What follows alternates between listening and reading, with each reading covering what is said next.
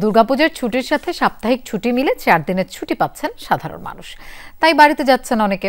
রাজধানীবাসীর এই আনন্দযাত্রার খবর জানবো। কলাবাগান এলাকা থেকে আমাদের সাথে যোগ দিচ্ছেন সহকর্মী হাসিবুল করিম বিজয়। বিজয়, কর্মজীবীদের অনেকেই তো লম্বা ছুটি পেয়ে বাড়ি যাচ্ছেন, কি বলছেন তারা? লোপা, মূলত 2 ঈদ ছাড়া কিন্তু তারা কোনো ধরনের কোনো লম্বা ছুটি পায় না।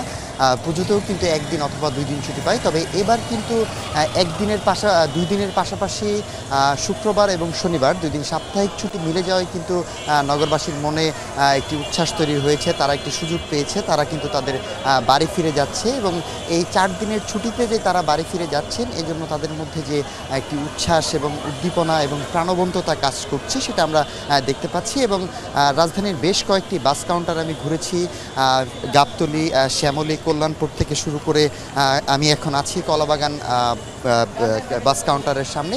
এখানে কিন্তু আমি প্রত্যেকটি কাউন্টারেই কিন্তু যাত্রীদের বেশ ভিড় লক্ষ্য করতে পেরেছি এবং বাসের কাউন্টারে যারা আসলে টিকিট বিক্রি করছেন তাদের সাথেও কথা বলেছি। তারাও বলছেন যে বাসের কোনো টিকিট কিন্তু ফাঁকা নেই, কোনো সিট ফাঁকা নেই। আমি যে কয়টি বাস আসলে এখানে দেখতে পেয়েছি, প্রত্যেকটি সিট পরিপূর্ণ হয়ে গিয়েছে এবং আমাদের যাত্রীদের সাথে কথা হয়েছে, যারা আসলে কর্মজীবী মানুষ রয়েছে তাদের সাথে কথা হয়েছে। তারা বলছেন যে তারা এই ধরনের লম্বা ছুটি আসলে সচরাচর পায় না, বিধায় তারা এই 4 দিনের ছুটিতে তারা একটু তাদের সেই চিরচেনা বাড়িতে ফিরে ঘুরে আসতে চান, এমনটাই তাদের আসলে প্রত্যাশা এবং তারা বেশ আনন্দিত।